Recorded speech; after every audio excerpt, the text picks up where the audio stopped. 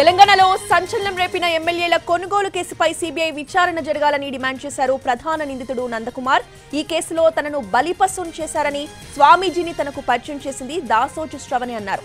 తన phone tapping చేసిన అధికారులెవరు, తన కుటుంబ సభ్యులపై కేసులు పెట్టిన వారెవరో తేలాలని అన్నారు నందు. ఇక అప్పటి ప్రభుత్వ హయాంలో తాను మాట్లాడలేని నిస్సహాయ స్థితిలో ఉండేవాడని, ప్రస్తుతం ఈ కేసుపై సమగ్ర విచారణ జరపాలని డిమాండ్ చేస్తున్న నందుతో పూర్తి వివరాలు మా ప్రతినిధి కమల్ అందిస్తారు.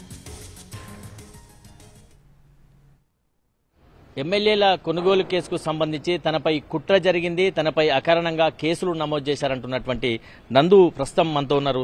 నందకుమార్ గారు, చెప్పండి, ఆ రోజు ఏం జరిగిందన్నది సబ్జుడిస్ మ్యాటర్లకు వెళ్ళిపోయినప్పటికీ కూడా ఎమ్మెల్యేల కొనుగోలు కేసుకు సంబంధించి మీపైన నమోదైన కేసులపై మీరేమంటారు?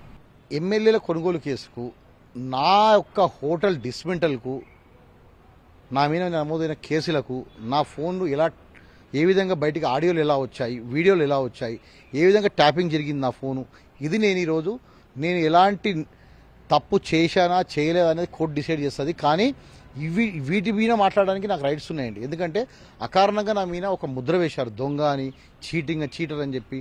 సమాజంలో నేను మంచిగా గౌరవంగా బతుకుతున్నప్పుడు వీళ్ళు తీసుకెళ్లి నన్ను ఈ విధంగా ఈ కేసులో ఇరికియడమే కాకుండా నన్ను ఈ విధంగా నా హోటల్ డ్యామేజ్ చేసి ఈ విధంగా చేశారు. మీ ఫోన్ ట్యాపింగ్ జరిగింది, మీ పర్సనల్ విషయాలన్నీ కూడా, మీ గోప్యతగా ఉండాల్సిన అంశాలన్నీ కూడా వాళ్ళు తెలుసుకున్నారన్నది మీరు ప్రధానంగా ఆరోపిస్తున్నారు. అంటే ఎవరిపైన సస్పెక్ట్ ఉంది మీకు? సార్, ఇప్పుడు అదే ఫోన్ ట్యాపింగ్ అని. ఇప్పుడు ఫోన్ అనేది ట్యాపింగ్ ఎవరు చేస్తారు? ఇప్పుడు ఇంటెలిజెన్స్ సంస్థ ఉంటుంది, రాష్ట్రంలో ఇంటెలిజెన్స్ ఉంటుంది, వాళ్ళకి తప్ప వేరే వాళ్ళకి ఇంకా ఉండవని నా అనుమానం. అసలు వాళ్ళు కూడా లీగల్ చేశారా, ఇల్లీగల్ చేశారా, అసలు ఆ ఫోన్ మాట్లాడేది నేనేనా లేదా నాలాంటి ఏదైనా వాయిస్ ఇచ్చారా అని కూడా అది ఫోరెన్సిక్ రిపోర్ట్ తెలుస్తుంది. లేకుంటే అసలు ఈ కేసుకు నా హోటల్ కూల్చివేతకు అసలు జిహెచ్ఎంసీకి సడన్లీ ఫోన్ చేసి ఎవరు ఆర్డర్ ఇచ్చారు కూల్చామని చెప్పి ఇది విచారణలో బయటికి రావాలి. నా ఫోన్ ట్యాపింగ్ ఎలా అయింది ఇది విచారణలో బయటికి రావాలి. ఎమ్మెల్యేల కొనుగోలు కేసుకు సంబంధించి పూర్తి కంటెంట్ లోపలికి మనం లోతుగా వెళ్ళకపోయినా స్వామీజీలు మీకు ఎక్కడ పరిచయం అయ్యారు? అంటే మీరు వాళ్ళ దగ్గరికి ఎట్లా తీసుకెళ్లారు? అంటే ఏం జరిగింది? సార్, 2022 జూలైలో నాకు సింహాయాజ్ గారు పరిచయం అయ్యారండి. సింహాయాజ్ గారు పరిచయం అయిన తర్వాత అగైన్ నేను ఢిల్లీకి వెళ్ళినప్పుడు రామచంద్ర భారతి తను పరిచయం చేశాను నాకు. వీరిద్దరు పరిచయం ఏంటి? నాకు మాణిక్చంద్ అనే పాన్ మసాలా ఉంది, దాన్ని నేను అమ్మాలనే కాన్సెప్ట్ నేను ఢిల్లీ తిరుగుతుంటానండి. సింహాయాజ్ గారిని ఎవరు పరిచయం చేశారు మీకు? దాసోజు శ్రవణ్ పరిచయం చేశారండి. దాసోజు శ్రవణ్ కు మీకు స్నేహం ఉందా? గతంలో ఉందండి. నాకు అందరితో ఉంది. టీఆర్ఎస్ వ్యక్తులతో సగం మంది ఎమ్మెల్యేలతో నాకు స్నేహాలు ఉన్నాయి, చైర్మన్లతో ఉన్నాయి, అందరూ తెలుసు నాకు. ఓకే, వాళ్ళే మిమ్మల్ని టార్గెట్ చేశారు సార్? ఇప్పుడు వాళ్ళే టార్గెట్ అంటే ఇప్పుడు అక్కడ అంటే ఒక వ్యక్తి అయితే కావాలండి. ఇప్పుడు అమ్మవారికి మేక బలిచ్చినట్టుగా ఒక వ్యక్తి అయితే కావాలి. ఆ బలిచ్చడం నేనే. నన్ను బలిచ్చారు. నన్ను బలిచ్చి సెంట్రల్కు స్టేట్కు ఉన్న ఫైటింగ్ మధ్యలో నన్ను బలిచ్చారని అంటారండి. మీరు దాసోత్సవాన్ని అడగలేదా? మీరు పరిచయం చేసిన వ్యక్తే కదా అని మీరు అడిగారు? మాట్లాడతారండి. అప్పటి నుంచి ఎవరు మాట్లాడలేదు నాకు. దాసోత్సవం గారు మాట్లాడలేదు, ఎవరు మాట్లాడలేదు. మీరు ఏం డిమాండ్ చేస్తున్నారు? మీ కేసుకు సంబంధించి, మీ పైన జరిగిన కుట్రకు సంబంధించి మీరు మీ ఆడియో టేపులు కూడా వాటిని ట్యాంపర్ చేశారు, వాటిని అన్నింటిని కూడా ఫోన్ ట్యాపింగ్ చేశారు అంటారు. నాది ఆడియో రికార్డింగ్స్ వచ్చాయి బయటికి. ఆడియో రికార్డింగ్స్ వస్తే అవి నావే అనుకోండి, ఓకే, నావే అయితే అది నా ఫోన్లో బయటికి ఎలా వచ్చాయి? నాది కాదంటే ఆ వాయిస్ ఎలా వచ్చింది? అది నాదా కాదా? ఒకవేళ ఆడియో రికార్డింగ్లు బయటికి ఎలా వచ్చాయని ఇప్పుడు సమస్య అండి. నేను అదే అంటున్నాను.